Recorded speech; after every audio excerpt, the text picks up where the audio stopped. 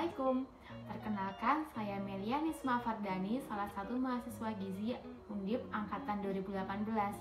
Pada kesempatan kali ini saya akan menyampaikan terkait salah satu permasalahan gizi yang sering dialami oleh negara lain, tentunya juga Indonesia di dalamnya. Nah, kalau kita ngomongin gizi memang gak ada ujungnya ya, dari A sampai Z. Gimana nih kabarnya hari ini? Semoga kalian tetap sehat ya. Pada kesempatan kali ini, saya akan memberikan informasi terkait stunting. Ya, stunting. Kalau kita membahas stunting, tentunya berhubungan erat dengan 1000 HPK. Nah, apa sebenarnya 1000 HPK? 1000 HPK adalah fase yang dimulai pada saat kehamilan hingga anak tersebut berusia 2 tahun. Pada fase tersebut dikatakan periode sensitif karena akibat yang ditimbulkan terhadap bayi pada masa ini akan bersifat permanen dan tidak dapat dikoreksi. Dampak tersebut tidak hanya terjadi pada pertumbuhan fisik, namun berdampak juga pada perkembangan mental dan kecerdasannya. Dampak tidak terpenuhnya asupan gizi selama 1000 HPK ini salah satunya adalah stunting. Apa itu stunting? Sebelum kita memasuki pembahasan yang lebih dalam terkait stunting, alangkah baiknya kita cari tahu dulu berapa sih prevalensi stunting atau kerdil yang ada di Indonesia. Menurut survei yang dilakukan oleh Riskesdas pada tahun 2019, angka kejadian stunting di Indonesia berada pada angka 27,67%. Angka stunting pada tahun 2019 ini sudah mengalami penurunan sebesar 3,1% dibandingkan angka stunting pada tahun 2018. Namun hal ini masih menjadi masalah yang cukup serius di Indonesia karena WHO menetapkan bahwa batas maksimal toleransi dari kejadian stunting adalah 20%. Sedangkan di Indonesia sendiri pada tahun 2019 masih di angka 27,67%. WHO juga menyebutkan bahwa Indonesia ini berada pada urutan ketiga kasus stunting tertinggi di Asia. Ternyata menurut Presiden Jokowi ada 10 kota dengan persebaran stunting yang tertinggi di Indonesia. Di mana saja itu? Yang pertama adalah di Nusa Tenggara Timur, kemudian Sulawesi Barat, Nusa Tenggara Barat, Gorontalo, Aceh, Kalimantan Timur, Kalimantan Selatan, Kalimantan Barat, Sulawesi Tenggara, dan Sulawesi Tengah. Oke, mungkin sebagian orang sudah mengetahui apa itu pengertian stunting. Namun sebagian orang pula mungkin belum tahu apa itu stunting. Oleh karena itu, pada kesempatan kali ini saya akan menyampaikan beberapa hal terkait stunting. Tanpa berlama-lama lagi, yuk ikuti penjelasannya. Pada kesempatan kali ini saya akan membagi beberapa tahap untuk penyampaian terkait stunting. Yang pertama adalah pengertian stunting. Yang kedua adalah ciri-ciri anak yang mengalami stunting. Yang ketiga adalah faktor penyebab terjadinya stunting. Kemudian yang keempat adalah dampak terjadinya stunting itu apa. Kemudian yang kelima adalah pencegahan terkait stunting. Oke, penjelasan yang pertama terkait pengertian stunting. Stunting adalah sebuah kondisi di mana tinggi badan anak itu lebih pendek dibanding dengan teman sebayanya. Stunting ini disebabkan karena asupan yang kurang dalam waktu yang cukup lama akibat pemberian makanan yang tidak sesuai dengan kebutuhannya. Lalu, bagaimana sih cara mengetahui bahwa bayi atau balita tersebut terkena stunting? Untuk menetapkan anak atau balita tersebut terkena stunting dapat dilihat dari indeks. Nah, indeks di sini adalah tinggi badan per U atau panjang badan menurut umur. Indeks tinggi badan menurut umur ini digunakan pada bayi atau balita yang memiliki usia di atas 2 tahun. Untuk anak yang memiliki usia di bawah 2 tahun menggunakan indeks panjang badan menurut umur. Ya, panjang badan menurut umur atau tinggi badan menurut umur itu sesuai atau tidak apakah anak tersebut mengalami stunting atau tidak adalah dengan cara membawa anak tersebut ke posyandu. Nah, pada posyandu tersebut akan diukur nih. Salah satu cara yang dapat dilakukan untuk mengetahui indeks putih panjang badan dan tinggi badan setelah diukur panjang badan, tinggi badan, dan berat badan anak tersebut akan diplotkan menurut kategori WHO maupun Kemenkes. Anak dikatakan memiliki status gizi stunting jika memiliki indeks panjang badan menurut umur atau tinggi badan menurut umur itu lebih dari -3 standar deviasi. Kemudian anak itu dikatakan normal apabila memiliki indeks panjang badan menurut umur atau tinggi badan menurut umur itu di antara -2 standar deviasi sampai +3 standar deviasi. Terus bagi anak yang kategori tinggi akan memiliki indeks panjang badan menurut umur atau tinggi badan menurut umur itu lebih dari +3 standar deviasi. Oke, setelah tadi kita membahas tentang pengertian stunting, selanjutnya akan dibahas terkait ciri-ciri stunting. Apa saja sih ciri-ciri anak yang mengalami stunting itu? Yang pertama, anak memiliki tinggi badan lebih pendek dibandingkan dengan seusianya.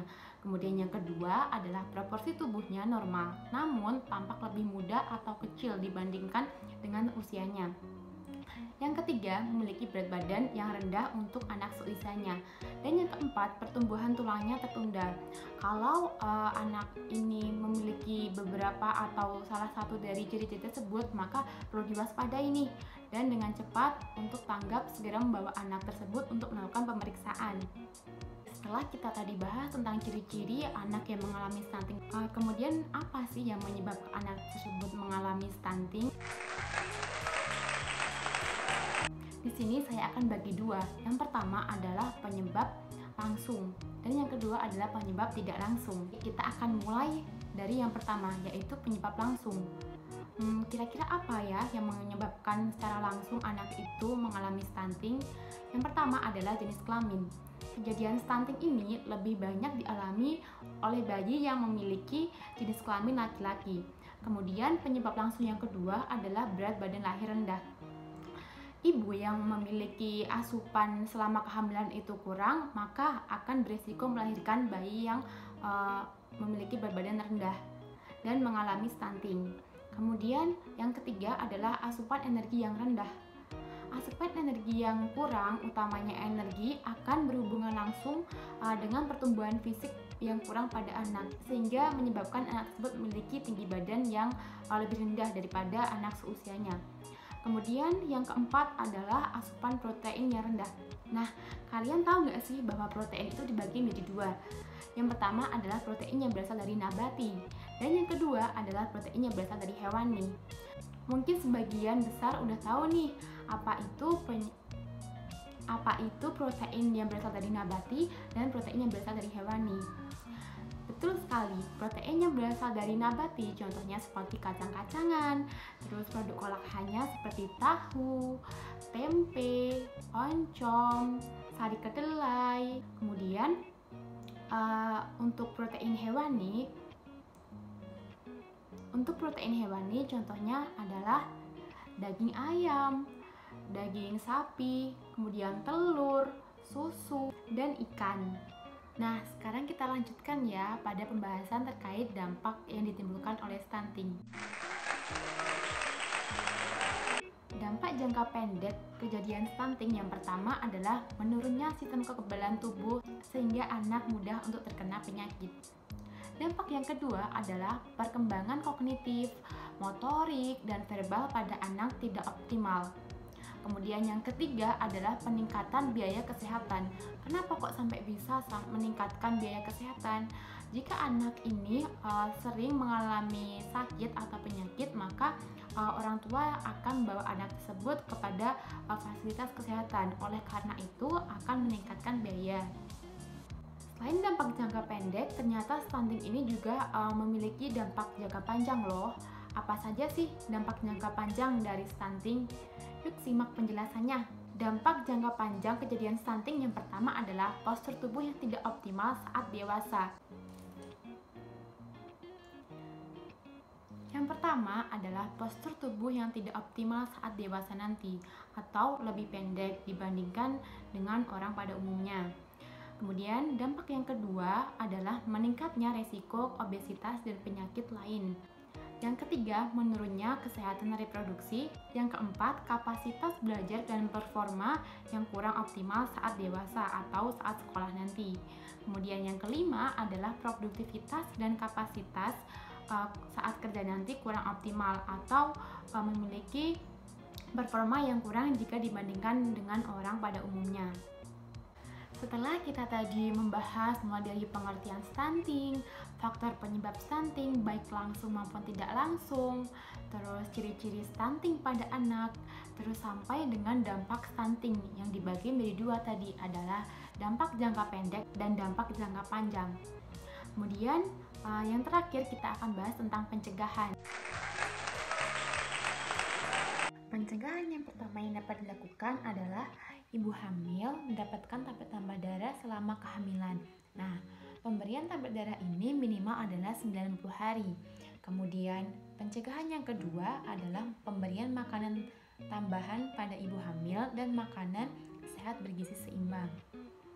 Pemberian makanan tambahan ini biasanya diberikan kepada ibu hamil yang memiliki kekurangan energi kronis atau KEK. Nah, pengukuran KEK sendiri berdasarkan lingkar lengan atas.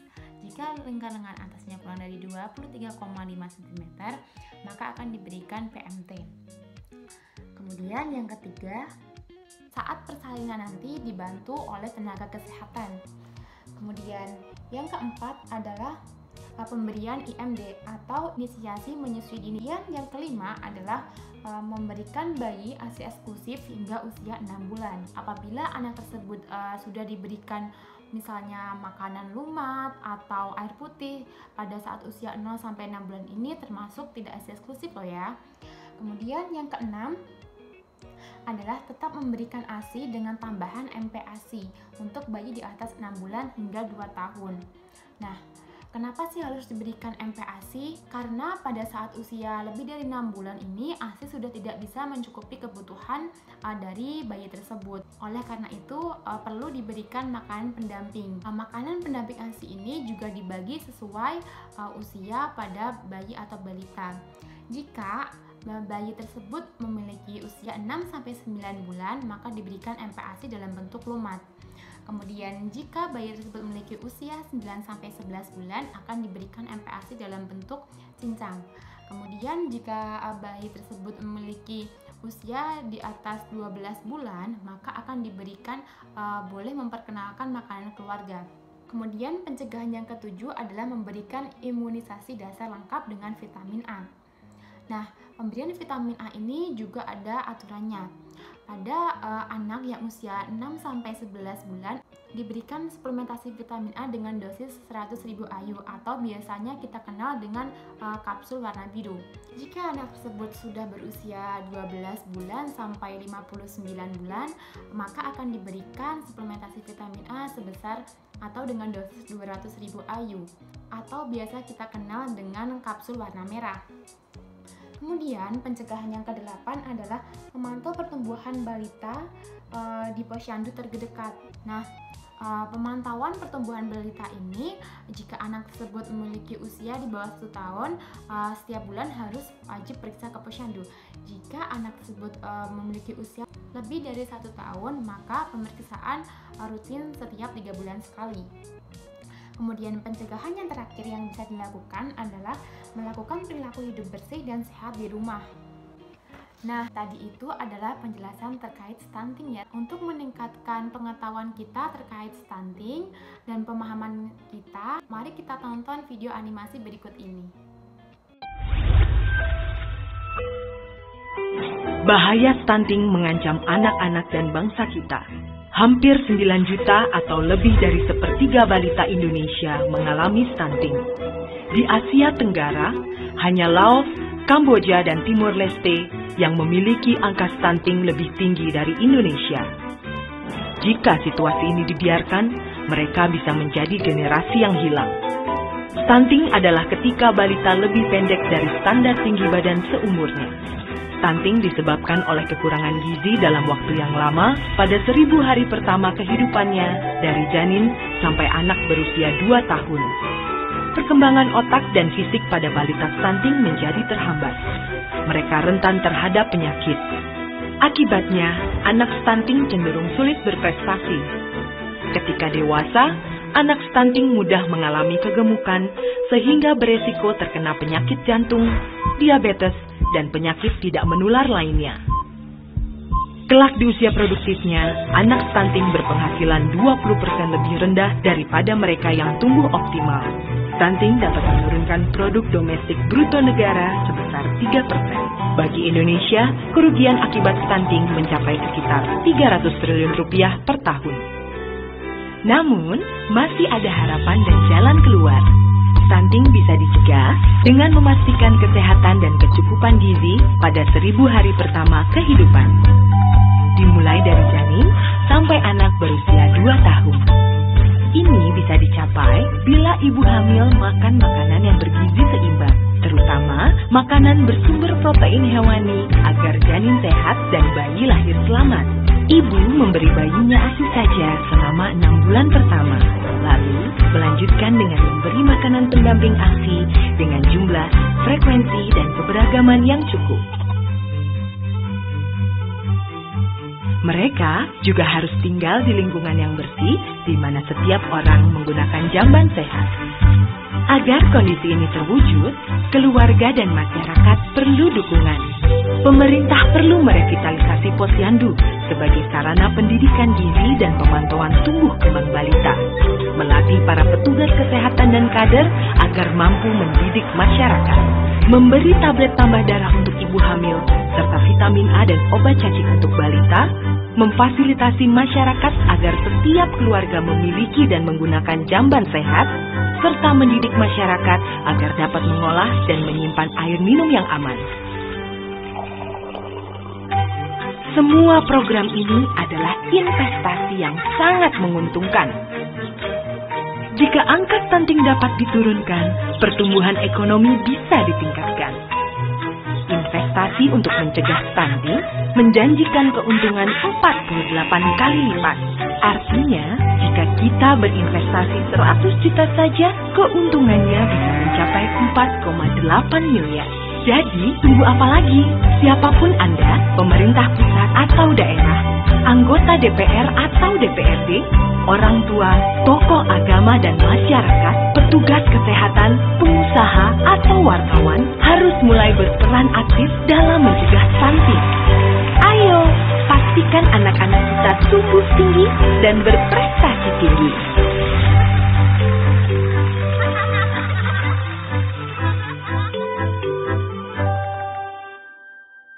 Tentunya setelah menonton video tadi, kita semua tahu kan bagaimana itu stunting, dampaknya apa, faktor penyebabnya apa, bagaimana pencegahannya. Video tadi sekaligus menjadi penutup pemaparan stunting pada kali ini. Semoga yang saya sampaikan tadi bisa bermanfaat untuk kita semua. Terima kasih. Wassalamualaikum warahmatullahi wabarakatuh. Sampai jumpa.